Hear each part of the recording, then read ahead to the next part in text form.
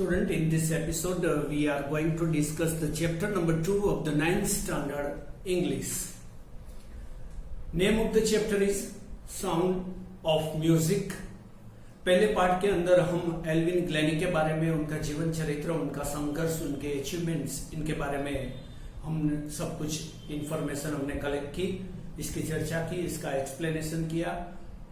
यहाँ पर in this part episode number 3 of this unit and the part 2 of this unit, we are going to discuss about the Bismillah Khan, his life story, his struggle, his achievement and his contribution to the field of music. So better to first discuss the theme of the story. There is no substitution to hard work and daily dedication. The people who reached the zenith of life were endowed with such qualities. Such persons need to down to earth in spite of achieving all the success in life. तो सबसे पहले जो introduction के अंदर early days of the Bismillah Khan. Bismillah Khan was born in 21st March 1916 in a well-known family of musicians. His family lived in Bihar. Rasul Bakhsh Khan was his grandfather and the Shehnai Nawaz of Bhojpur King's Court. His father, Paigambar Bakhsh, was also a great Shehnai player. When he was a 5 years old boy, he used to play gilli danda near the pond of Damura. He often visited the Bihariji temple to sing the Bhojpuri Chaita. At the end of the local Maharaja used to give him a very big laddus as a reward. तो पूरा उनका जो heritage है, पूरा जो उनके परंपरागत जो पिताजी, वो सभी इस क्षेत्र के अंदर एक्सपर्ट थे, माहिर थे, और वही उनके सच्चे मित्र, सच्चे गुरु, सच्चे मार्गदर्शन बने. तो main points of the story, इनके बारे में हम चर्चा करते हुए आगे जाते हैं. आपको हर वीडियो के अंदर मैं बताता हूं उसी तरह यहाँ पर जो मैं सेंट्रल थीम बोलता हूं, यहाँ पर मैं मेन पॉइंट्स की चर्चा करता हूं, यहाँ पर मैं डिफिकल्ट वर्ड की चर्चा करता हूं, और इसके बाद जो भी सेंट्रल स्टोरी है इसको एक्सप्लेन करता हूं. तो आपको हर यूनिट के अंदर, हर पॉइंट के अंदर अबाउट द राइटर लिखना है, central theme of the story, unit और द पोएम आपको लिखना है, और इसके बाद डिफिकल्ट वर्ड्स आपको फेयर बुक के अंदर लिखना है, और इसके बाद मेन पॉइंट्स आपको लिखना है. And at the end of the chapter में हर एक जो चैप्टर रहता है, इनके एंड में क्वेश्चन आंसर्स की बात करता हूं, वो आपको फेयर बुक के अंदर लिखना है. मैं हर वीडियो के अंदर ही आपको बता रहा हूं, you have to write down, you have to complete your fair book for the unit test और the further examinations. Okay, so come to the main point. Main points. Emperor Aurangzeb had banned the playing of pungi in the royal residence. Second point, a barber decided to reform the tonal quality of the pungi and he improved it. Third one, as this instrument was first played in the Shahi chambers by a nai, the instrument was named Shehnai. तो इस तरह से ये instrument का नाम हुआ कि पहली बार बार्बर ने इसकी क्वालिटी के अंदर इंप्रूवमेंट किया. इसकी वॉइस क्वालिटी जो लिसनिंग करने में थोड़ी कर्कश लग रही थी, अब इसके अंदर इंप्रूवमेंट उन्होंने किया, और इसके बाद उसका नाम भी इसके साथ जुड़ गया. शेह माने रॉयल एंड नाई मीन्स जो बार्बर रहता है इनके लिए, इसका नाम बन गया शेहनाई. पुंगी में से शेहनाई तक की ये इनका जर्नी है. बिस्मिल्लाह often sang the Bhojpuri Chaita in the Bihariji temple and received a big laddu as a reward. तो वो जब जाता था, छोटा था, तो प्रसाद में उनको लड्डू दिया जाता था, वही उनका जो रिवॉर्ड रहता था। बिस्मिल्लाह learnt shehnai from his maternal uncle Ali Bux who lived in Banaras.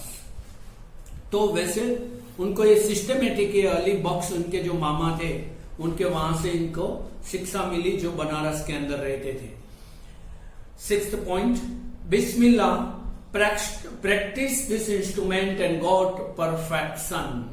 इसके बाद पूरी जान लगा दी, म्यूजिक ही अपना पैशन बना लिया और इसका डेडिकेशन रिफ्लेक्ट हुआ कि वो till today one of the best shehnai player consider किया जाता है। 7th point, at first he was selected for the All India Radio Lucknow was a shehnai player. तो शहनाई प्लेयर जो कि शादी में ही सिर्फ शहनाई पहले बजती थी, मगर आज इनको क्लासिकल इंस्ट्रूमेंट के अंदर इनको स्थान मिल गया और वो ऑल इंडिया रेडियो के अंदर भी उनको निमंत्रण मिला। 8th point, he performed in India and abroad। He had performed in America and Afghanistan। सो बहुत से विश्व के देशों के अंदर उन्होंने अपना ये जो कला कौशल्य था इनको परफॉर्म किया। 9th point, he had influenced the film director Vijay Bhatt who named his film after his instrument गुंज उठी शहनाई। तो उनके इस शहनाई बजाने का जो तरीका था, उनका जो कौशल्य था, उनको जो अचीवमेंट और एक्सेलेंस उनकी थी, तो उसकी वजह से ही महेश भट्ट और जो विजय भट्ट है जो फिल्म डायरेक्टर थे, उनको इनके नाम के ऊपर ही फिल्म बनाने की प्रेरणा मिली और उन्होंने गुंज उठी शहनाई ये फिल्म इन्होंने डायरेक्ट की। He was awarded the several national awards like the Padma Shri, Padma Bhushan and Padma Vibhushan। ये हिंदुस्तान के सबसे बड़े जो अवार्ड्स माने जाते हैं, वही अवार्ड से इनका भी सम्मान किया गया। He was awarded the Bharat Ratna which is the highest civilian award of the India in 2001। 2001 के अंदर इनको भारत रत्न अवार्ड से उनको नवाजा गया। He had great love for the country, Banaras and Domron lived in his heart।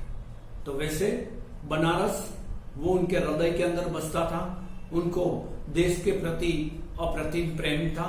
He was perfect example of our rich culture। तो हमारा जो पूरा कल्चर है, जो रिचनेस है, इनका वो परफेक्ट एग्जाम्पल है। वो बहुत ही सिंपल थे, बहुत ही वो अपने आप को एक छोटा सा ईश्वर का वैसे गुणगान गाने वाला भक्त समझता था और उसी से ही उन्होंने साधना शुरू की और जिस साधना की वजह से ही वो विश्व के सबसे बड़े शहनाई प्लेयर में वो आ गए। आपको एक छोटा सा इंसिडेंट वो इनकी राष्ट्रीयता को रिफ्लेक्ट करता हुआ है, इनको मैं बताने का प्रयास करता हूं। बिस्मिल्लाह खान हिंदुस्तान में पले बड़े, गंगा मैया के किनारे उन्होंने ये अपनी साधना की। हनुमान जी और बिहारी जी के मंदिर के अंदर जाकर ये भगवान को सुनाते थे शहनाई और वही ईश्वर की कृपा से ही उनके ऊपर वो कृपा बरसी और इतने बड़े वो संगीत के उपासक बन गए। मगर जब सफलता उनके सामने चलकर आने लगी, तब हमारा पड़ोसी दुश्मन देश पाकिस्तान ने ऐसा कहा कि आप आ जाओ, हम यहाँ के सबसे बड़े अवार्ड्स जो होते हैं पाकिस्तान के, उनसे आपको नवाजेंगे, यहाँ के हम आपको पूरे कंफर्ट्स देंगे, पूरी फैसिलिटी सहूलियत आपको यहाँ पर दी जाएगी, आप हिंदुस्तान छोड़कर पाकिस्तान में आ जाओ। मगर ये कोई दिखावे के लिए हिंदुस्तानी संगीतकार नहीं थे, वो मुस्लिम, सच्चे मुस्लिम थे जो सिर्फ नमाज नहीं पढ़ते मगर उसके जो संस्कार रहते हैं वो अपने अंदर उन्होंने अर्जित किए हुए थे। उन्हें बहुत अच्छा जवाब दिया पाकिस्तान गवर्नमेंट को। उन्होंने कहा कि सब कुछ तो लाकर आप देंगे मुझे, मगर ये गंगा का किनारा कहां से लाओगे? ये गंगा मैया है जहां मैंने शहनाई बजाई, जहां मैंने अपनी साधना की, जहां मैंने अपनी आराधना की, जहां मैंने संगीत को समर्पित किया, और उसी के आशीर्वाद से तो आज मैं इतना बड़ा बना हूं। और अब आप मुझे निमंत्रण दे रहे हो, सब कुछ शोहरत आप मुझे देंगे, दौलत आप मुझे देंगे, मान सम्मान आप मुझे देंगे, मगर ये गंगा मैया का किनारा आप कहां से मेरे लिए लाओगे? तो ये थी उनकी राष्ट्रीयता। ऐसी ये एग्जाम्पल है उनकी इंसानियत का, ये एग्जाम्पल है उनके देशभक्ति का, और उनकी जो उनके अंदर सद्गुण है, विवेक है, उनका जाग गया था, और इसीलिए वही लोग ऐसी बात कर सकते हैं। वरना लोग अपने स्वार्थ के अंदर ही सब कुछ छोड़कर चले जाते हैं। ऐसे बहुत से हिंदुस्तान के पास एग्जाम्पल है, मगर ये सच्चे देश प्रेमी, सच्चे कला के उपासक थे, जिनको ना तो कोई धर्म होता है, ना कोई दिखावा होता है। वो सच्चे अर्थ में सब ईश्वर एक ही है ऐसा मानने वाले होते हैं। तो यहाँ पर जो डिफिकल्ट वर्ड्स आपको इस चैप्टर के अंदर आने वाले हैं, बैन माने फॉरबिड, प्रतिबंध लगाया, म्यूजिकल इंस्ट्रूमेंट माने जो डिवाइस जिसमें से म्यूजिक वो बनाते हैं, रेसिडेंस माने उनका हाउस, नेचुरल माने प्राकृतिक, होलो मीन्स द एम्प्टी, स्टेम माने तना, और दूसरे थोड़े से पैटर्नल माने रिलेटेड टू द फादर, माने पैतृक जो रिलेशन होते हैं, एंसेस्टर माने अपने पूर्वज जो पुरखे होते हैं, इनके बारे में। तो ये सभी जो यहाँ पर डिफिकल्ट वर्ड्स आपको आने वाले हैं, इनके बारे में साथ में चैप्टर में भी हम डिस्कशन करेंगे। सो यहाँ पर इस थर्ड एपिसोड के अंदर, और हमारे जो यूनिट है टेक्स्ट बुक का, इसका दूसरा पार्ट यही है। फर्स्ट पार्ट के अंदर हमने we discussed about the Evelyn Glennie, और इसके बाद यहाँ पर in the second part we are discussing Bismillah Khan. So these are the main points you have to write down in your fair book. You have to pause the video, listen whole sentence or the point, and then you have to write down. Okay. तो यहाँ पर open your textbook. यहाँ पर before you read जो लिखा है, do you know these people? What instrument do they play? बहुत ही अच्छी एक्सरसाइज आपको यहाँ पर दी गई है। यहाँ पर सभी के फोटोग्राफ्स दिए गए हैं। आपको इन सभी के फोटोग्राफ्स को देखकर यहाँ पर आपके इनका नाम लिखना है, वो कौन से इंस्ट्रूमेंट बजाते हैं इनका भी नाम लिखना है। ये आपको होमवर्क के रूप में एक्सरसाइज देते हैं। इसी इनके बारे में भी, इनकी लाइफ स्टोरी भी बहुत इंटरेस्टिंग रहती है। इनके बारे में भी आपको सुनना है, सोचना है, जानना है। तो पहले मैं एक बिगिनिंग में एग्जाम्पल के रूप में मैं आपको कहता हूं कि ये जो पहला है वो हिंदुस्तान का सबसे बड़ा फ्लूट बजाने वाले पंडित हरिप्रसाद चौरसिया जी, जो सबसे बड़े फ्लूट बजाने वाले हैं। और इनके साथ जो लास्ट में जिनका है तबले के साथ जो है वो है जाकिर हुसैन है। उनके पिताजी भी बहुत बड़े तबला वादक थे। और लास्ट में यहाँ पर है हमारे बिस्मिल्लाह खान, जिनकी आज हम चर्चा कर रहे हैं। इन तीनों का जो बहुत ही अच्छा एक ऑडियो एल्बम बना और इनका नाम हुआ कॉल ऑफ वैली। आपको यूट्यूब में भी सुनने को मिल जाएगा, आपको और कई रिसोर्सेज से भी मिल जाएगा। आपको वो जरूर सुनना है। आप मॉडर्न पॉप म्यूजिक वगैरह तो सुनते ही है, मगर ये जो है ये इसेंस इनका है, इनका जो तत्व रहता है वो हमारे जीवन को तरोताजा बनाने वाला है। इसके भी म्यूजिक को आपको सुनने की आदत रखनी चाहिए। इसके अच्छे अच्छे जो ऑडियो क्लिप्स, वीडियो क्लिप्स रहते हैं वो भी आपको रेफरेंस के लिए पढ़ने चाहिए, क्योंकि सिर्फ 2-3 मार्क के लिए जो क्वेश्चंस आपके टेक्स्ट बुक के अंदर आते हैं वही पढ़ना, वही मेरे ख्याल से मेरे जो विद्यार्थी रहते हैं उनको मैं ये उचित नहीं समझता। मेरे सभी छात्र को मैं वो और भी जो रेफरेंसेस मिलते हैं उनको पढ़ना, उनको समझना, उनको याद रखना, ताकि उनका जनरल नॉलेज भी अच्छा बना रहना चाहिए। तो आपको ये होमवर्क के रूप में मैं देता हूँ, आपको इसको अच्छी तरह से समझने का, जानने का प्रयास करना चाहिए। Okay, so come to the main first paragraph of the unit, the sound of music, second part, Bismillah Khan. Emperor Aurangzeb banned the playing of musical instrument called pungi in the royal residence for it had a shrill, unpleasant sound. तो जो पुंगी शुरुआत के दिनों में जो royal residence के अंदर बजाते थे, तो इनका आवाज थोड़ा कर्कश रहता था, सुनने में इतना अच्छा नहीं लगता था, और शादियों में ज्यादातर ये बजाया जाता था। और इसलिए औरंगजेब तो वैसे गीत संगीत का वैसे शत्रु माना जाता है। सभी राजा महाराजा होते वो कला के उपासक रहते, या तो जो कला के उपासक है उनका सम्मान करते, उनका आदर करते। सभी संस्कृति के अंदर ज्यादातर शासक जो होते हैं वो कला को प्रोत्साहन देने वाले रहते हैं, मगर जो नहीं देते इनके लिए हम यहाँ पर एक शब्द बोलते हैं कि वो औरंगजेब है। औरंगजेब को यहाँ पर किस लिए कोट किया जाता है, माने वो संगीत का, कला का, नृत्य का वो दुश्मन जो रहता है, इनको औरंगजेब के नाम से हम यहाँ पर कोट करते रहते हैं। तो यहाँ पर औरंगजेब ने ऐसा किया था, इसीलिए इनको इसके साथ जुड़ दिया गया है। पुंगी became the generic name for the reeded noise makers। तो वो पुंगी जो सबसे ज्यादा नॉइज जो क्रिएट करते हैं, इनके लिए इनको माना जाता था, गिना जाता था, और इसीलिए इनको वो बजाने से प्रतिबंध कर दिया था। यहाँ पर टेक्स्ट बुक के अंदर आपको हर एक पैराग्राफ को अच्छी तरह पढ़ना है। इसके बाद में साइड में ही डिफिकल्ट वर्ड भी दिया गया है।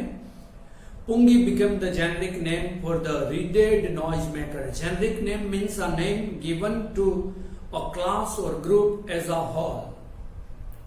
Reeded माने wind, instrument which have reeds like the flute, the clarinet, etc. Few had thought that it would one day be revived. A barber of a family of professional musicians who had access to the royal palace decided to improve the tonal quality of the pungi. He chose a pipe with a natural hollow stem that was longer and broader than the pungi, and made 7 holes on the body of the pipe. When he played on it, closing and opening some of these holes, soft and melodious sounds were। तो इन्होंने decide किया कि जो इनका कर्कश आवाज है, इस आवाज में थोड़ा सा इंप्रूवमेंट होना चाहिए, वो सुनने में अच्छे लगे, ऐसा कुछ प्रयास करना चाहिए। Produced, he played the instrument before royalty and everyone was impressed. The instrument so different from the pungi had to be given a new name. As the story goes, since it was first played in the Shah's chamber and was played by a nai, it means a barber, the instrument was named the Shehnai। तो यहाँ पर जिस तरह से पहली बार शाही family के अंदर बजाई गई और नाई ने बजाई, तो इसके लिए इनका नाम शहनाई बन गया। तो यहाँ पर पहला जो पुंगी है, जो ज्यादातर स्नेक चार्मर के पास रहती है, इस तरह की ये पुंगी थी, और इसमें से इम्प्रूव करते इन्होंने इस तरह से शहनाई का स्वरूप ही बदल दिया और शहनाई नाम इनको मिल गया, और ये क्लासिकल म्यूजिक के अंदर ऐड हो गए। The sound of the shehnai begin to be considered auspicious, और इसको जो साउंड था वो अब ऑस्पिशियस कंसिडर होने लगा। ऑस्पिशियस माने promising to bring good fortune. तो इसके अंदर इनको कंसिडर किया गया। And for this reason it is still played in temples and is an indispensable component of any North Indian wedding. In the past, the Senai was part of the Naubat or traditional ensemble of 9 instruments found at royal courts. Till recently, it was used only in temples and weddings. The credit for bringing this instrument onto the classical stage goes to उस्ताद बिस्मिल्लाह खान। तो यहां पर जो ये सिर्फ wedding के अंदर बजाई जाती थी, नौबत के अंदर बजाई जाती थी, ये शहनाई को जब क्लासिकल स्टेज के तक ऊपर ले जाना, वहां से इनको एप्रिसिएशन मिले, ऐसा लेवल इस साधन को, इस इंस्ट्रूमेंट को और इस कला को जिन्होंने दिलाया वो है बिस्मिल्लाह खान। तो बिस्मिल्लाह खान का ये बहुत ही बड़ी कंट्रीब्यूशन है, बहुत बड़ी क्रेडिट इनको मिलती है। तो ensembles means pronounce ensemble. Ensemble means things here instrument considered as a group. Ensemble. Paragraph number 3 of this second part. As a 5-year-old, Bismillah Khan played gilli danda near a pond in the ancient estate of Dumram in Bihar. He would regularly go to the nearby Bihariji temple to sing the Bhojpuri Chaita, at the end of which he would earn a big laddu weighing 1.25 kilogram, a prize given by the local Maharaja. तो local जो महाराजा थे वो इनको हर दिन जो वो जाते थे बचाने के लिए, तो वहां पर इनको ये प्रसाद के रूप में 1.25 किलो का लाडू इनको भेंट के रूप में देते थे, प्रसाद के रूप में, रिवॉर्ड के रूप में देते थे। This happened 80 years ago, and the little boy has travelled for to earn the highest civilian award in India, the Bharat Ratna.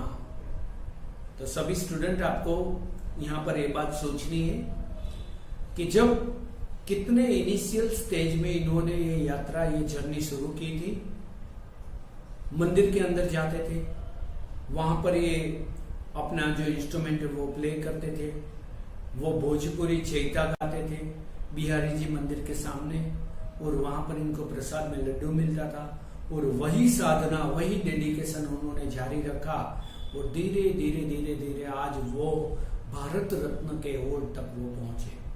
तो आप भी कोई ना कोई फील्ड के अंदर, कोई ना कोई कौशल्य आपके अंदर है, स्किल आपके अंदर है, पोटेंशियल आपके अंदर है, तो आप यदि अच्छी तरह से इनकी साधना करते हैं तो आपको बहुत ही रिवॉर्ड इनके अंदर मिल सकता है। तो ये बात यहाँ पर आपको समझानी है। यहाँ पर थोड़े से जो अच्छे म्यूजिशियन है, इनके फोटोग्राफ में आपको इसके वीडियो के साथ में अटैच कर दूंगा, आपको वो देखना है, इनके बारे में भी कुछ जानने का प्रयास करना है। यहाँ पर मैं जो बैठा हूँ, पीछे ही जो सीडी प्लेयर है वो दिखाई दे रही है, जिसमें हरिप्रसाद चौरसिया जी है, बिस्मिल्लाह खान जी है, इन सभी का है। तो ऐसे आपको भी सुनने की आदत रखनी चाहिए, अच्छी अच्छी बातें जानने का भी प्रयास आपको करना चाहिए, because you are learner. Student का पहला मकसद यही रहता है कि वो सबसे ज्यादा से ज्यादा ज्ञान को, इंफॉर्मेशन को अर्जित करे और ज्ञान के लेवल तक कन्वर्ट हो, ऐसा प्रयास करें। तो इस एपिसोड के अंदर यहां तक की हम बात करते हैं। नेक्स्ट एपिसोड के अंदर हम 4th पैराग्राफ से आगे की बात करेंगे। Okay, have a nice academic year.